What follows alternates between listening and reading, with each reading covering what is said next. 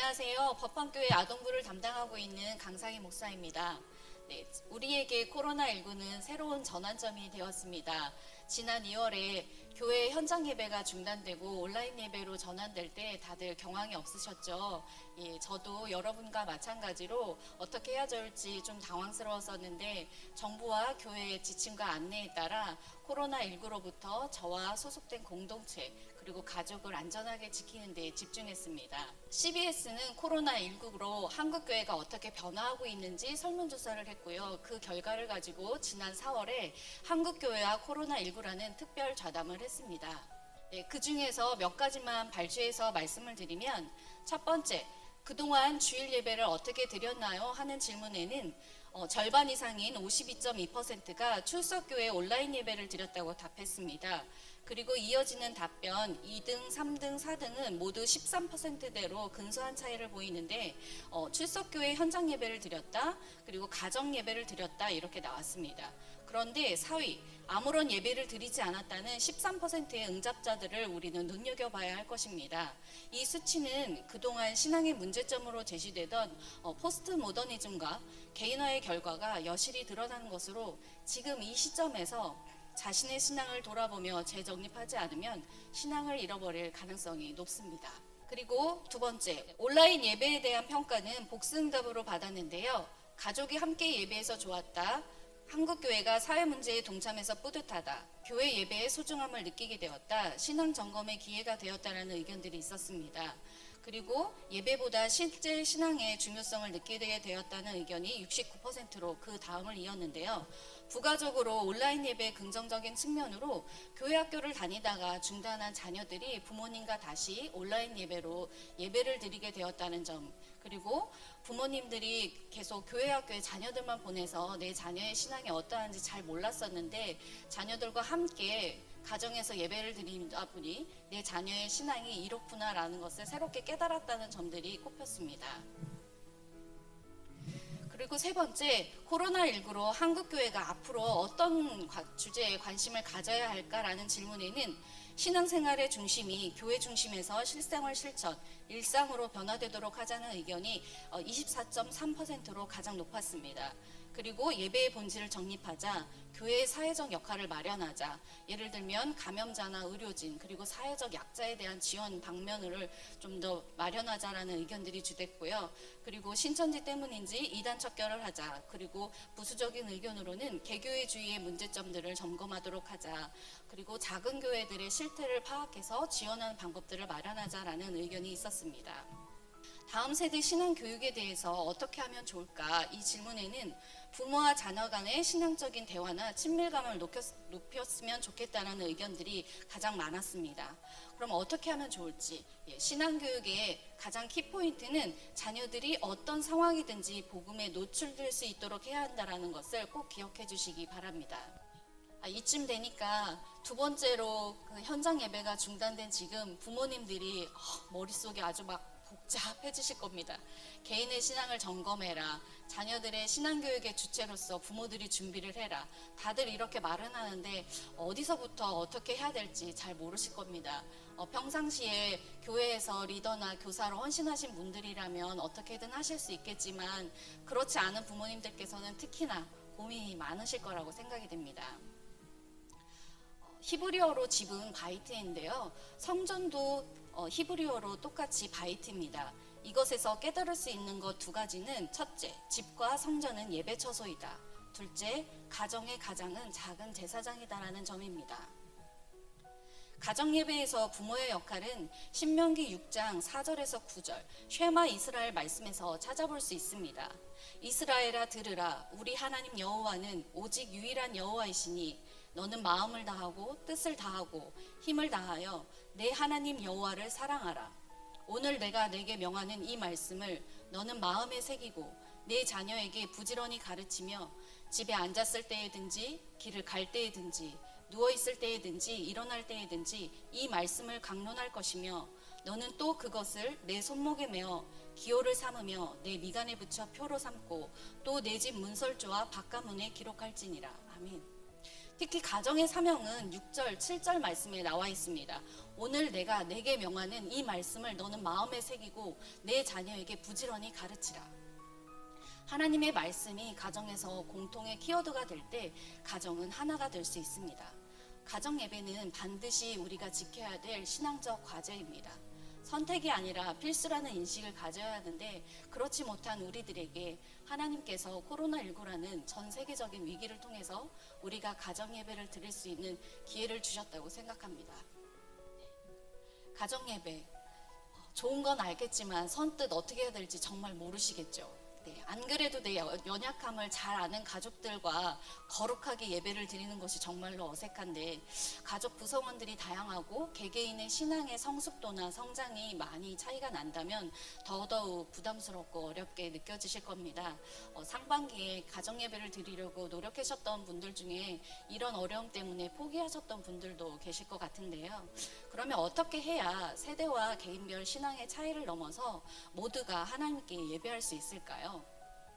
그 답은 여건과 상황에 맞는 가정 예배가 중요하다고 생각합니다. 그래서 몇 가지 팁을 드리자면, 첫째, 자녀들의 눈높이에 맞는 예배를 드리자라는 것입니다. 예배의 형식은 기존 예배의 것으로 하되 찬양을 선곡할 때는 자녀들이 좋아하는 찬양이나 가족 구성원들이 모두 아는 찬양으로 선곡하시면 좋을 것 같습니다. 둘째, 우리 가정만의 가정 예배를 드리자. 롤모델의 그 가정 예배를 그대로 드리는 것보다 우리 가족의 특성을 살려서 예배를 드려주신다면 우리 가정의 예배 문화를 만들 수 있을 거라 생각합니다. 셋째, 함께 식사하며 감사 예배를 드리자. 영과 육의 양식을 모두 충족하는 가정의 예배를 감사의 축제처럼 드려주시면 좋겠습니다. 넷째, 예배 시간은 30분 이내로 드리자. 가정 예배에 부담이 없도록 예배 시간은 짧게, 그리고 잘 먹고 축복된 시간으로 드려주십시오. 주일 10시 예배는 예외겠죠? 여러분께서 가정 예배를 드리신다면 여기에 나오는 순서에 맞게 순서를 참고하셔서 드리시면 되겠습니다. 교회에서 가정 예배의 예시 영상을 올려주신다고 하니까 한번 보시고 참고하시면 좋을 것 같습니다. 오늘 가정 예배를 시작을 하겠습니다. 자, 사도신경으로 시작합니다. 나는 전능하신 아버지 하나님 천지의 창조주를 믿습니다. 몸의 부활과 영생을 믿습니다. 아멘. 당신의 아무 증거 아니 되어도 믿음만을 가지고 선을 걸으며 이름의 아무 소리 아니 들려도 하나님의 약속 위에 서리 가족 예배 예배자로 세워주시니 감사드립니다. 주님, 저희 한 사람 한 사람 주님 앞에서 또 주님의 자녀이고 저희들끼리는 부모이고 자녀이지만 저희는 모두 같은 주님의 자녀입니다. 자, 오늘 말씀은 이사야서 2장 1절부터 22절 말씀입니다. 아빠부터 서쪽으로 해서 시계 반대 방향으로 돌면서 읽고 마지막 22절은 다 같이 읽겠습니다. 아모스의 아들 이사야가 받은 바 유다와 예루살렘에 관한 말씀이라. 날이되 여호와의 전율 산이 모든 산 꼭대기에 붙게 설 것이요 모든 작은 산 위에 뛰어나르니 만방이 그리로 모여들 것이라. 많은 백성이 가며 이르기를 오라 우리가 여호와의 산에 오르며 야곱의 하나님의 전에 이르자. 이 나라와 저 나라가 다시는 칼을 들고 서로 치지 아니하며 너희는 인생을 의지하지 말라. 그의 호흡은 코에 있나니 새말가시가 어디 있느냐. 아멘. 오늘 우리가 길게 말씀을 읽었는데 크게 두 개의 주제로 나누어져 있습니다. 믿음길 걸어가는 우리 모두가 되시기를 주의 이름으로 간절히 축원합니다. 아멘. 아멘. 자, 한 주간도 화이팅 하자. 그럼 여기서 제가 부모님들께 꼭 드리고 싶은 부탁이 있습니다. 3가지 부탁이라고 했는데요. 사실 3가지 소원으로 하고 싶은 걸 부탁이라고 바꿨습니다. 첫째, 개인별 성경을 우리 어린 자녀들에게도 꼭 준비해 주시길 부탁드립니다. 찬송과 말씀을 찾는 것부터가 신앙의 교육이라고 생각합니다. 부모님들이 자녀들 곁에서 성경을 찾는 방법을 가르쳐 주시고 시간이 걸리더라도 기다려 주시면 좋겠습니다. 우리 아이는 글을 잘 모르는데 성경책에 무슨 필요가 있을까? 그리고 잘 보지도 않은데 언니 오빠랑 같이 보면 되지, 이렇게 생각하세요? 그러면 한번 집을 둘러보세요. 거실과 책장에 그 연령별, 영역별 책들이 아주 전집으로 꽉꽉 들어차 있을 겁니다. 세상의 지식을 얻는 책들은 이렇게 비싸도 사주는데 영의 양식인 성경책은 자녀들에게 박하지 않으셨으면 좋겠습니다. 그리고 만약에 안 사고 직접 만드시면 더 좋다고 생각합니다. 특히 글을 모르는 영유아부 부모님들께서는 성경 내용의 그림을 인터넷에서 조금만 찾아보신다면 쉽게 찾으실 수 있어요. 그러면 그걸 출력해서 그 위에 우리 아이가 직접 색칠도 하게 하시고 부모님께서 그 성경의 핵심 구절을 그 위에 적어서 이렇게 스크랩해서 모아놓으신다면 그게 바로 내 아이를 위한 세상에 단 하나뿐인 그림 성경책이 될 겁니다. 그리고 성경책을 구매하실 때 팁을 드리자면, 첫째, 자녀의 시력을 생각하신다면 그 손바닥만한 크기의 작은 성경책 말고요, 어르신들이 보시는 그 큰 글씨 성경책을 구매해 주시는 것을 추천드립니다. 그리고 가능하다면 둘째, 자녀와 함께 직접 기독교 서점에 가셔서 성경책을 직접 고르셨으면 좋겠습니다. 자녀들마다 좋아하는 색상이나 커버의 질감, 커버의 종류를 다 다릅니다. 그리고 유아 유치부 자녀들은 연령대에 따라 발달 상황에 따라 한 페이지당 기록된 글자의 수가 어떤 것이 내 자녀에게 적당한지, 그리고 그림 성경책마다 그림의 톤이나 느낌이나 색채들이 다 달라요. 그래서 내 자녀가 어떤 그림을 좋아하는지 직접 자녀와 함께 보시면서 선택하시는 게 좋다고 생각합니다. 그리고 두 번째, 성경 말씀은 모두가 읽도록 해주세요. 그리고 말씀을 읽을 때는 천천히 또박또박 모든 사람이 들을 수 있는 소리로 크게 읽도록 해주세요. 그 말씀은 빨리 읽는 게 좋은 게 아닙니다. 그 말씀을 읽으면서 그 말씀의 내용이 무엇인지 이해할 수 있도록 신앙송하듯이 읽으면 좋겠습니다.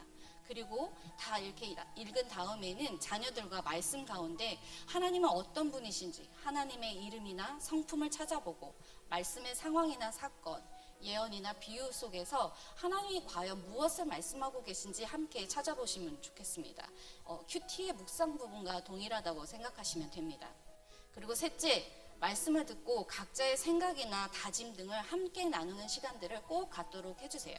말씀을 묵상하는 목적은 말씀을 통해 살아계신 하나님을 만나는 것입니다. 말씀의 묵상의 대상은 하나님이고 묵상의 결과는 나의 인격과 행동이 변화하는 것입니다. 내가 중요했던 삶이 말씀을 묵상하고 내 삶에 적용하면서 하나님과 예수님을 닮아가는 삶으로 변화하는 것, 창세기 2장의 사람이 사도행전 2장의 사람으로 변화하는 것, 이러한 삶이 자녀들에게도 이루어지도록 해주시기 바랍니다. 말씀 가운데 하나님을 찾아서 그 말씀을 자녀들이 살고 있는 오늘과 연결시킬 수 있도록 어떤 상황이든지 복음에 노출될 수 있도록 한다는 것 잊지 마시기 바랍니다.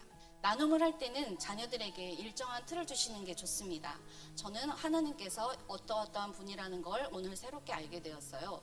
오늘 예수님께서 저에게 뭐라고 말씀해 주셨어요. 그것은 성경에 이렇게 기록되어 있기 때문입니다. 이 말씀대로 살아가는 제가 되기를 원합니다. 이 말씀이 우리 가정에 이루어지기를 원합니다. 이런 틀을 주시면 말씀 속에서 자녀들이 자연스럽게 예수 그리스도의 복음을 자신과 연결하게 되고, 그러면 그 나눔 자체가 기도가 되는 것입니다. 그러므로 믿음은 들음에서 나며 들음은 그리스도의 말씀에서 말미암았느니라. 로마서 10장 17절 말씀입니다. 하나님의 말씀을 들을 때 믿음이 생겨난다는 것을 기억하시기 바랍니다. 하나님은 우리와 친구가 되고 싶어 하십니다. 우리와 가장 친밀하고 다정하며 개인적이고 역동적이고 아주 강력한 관계를 맺기를 원하십니다. 좋은 친구가 되려면 진실함과 시간이 아주 필요하다는 것 기억하시죠? 자녀들에게 모범 답안을 주시려고 애쓰지 마시고 하나님 앞에서 먼저 부모님들이 하나님과 진지하게 관계 맺는 법을 배우는 모습을 보여주신다면 자연스럽게 자녀들에게 부모님의 신앙이 전수될 것입니다. 법헌의 모든 부모님들을 응원합니다. 사랑합니다.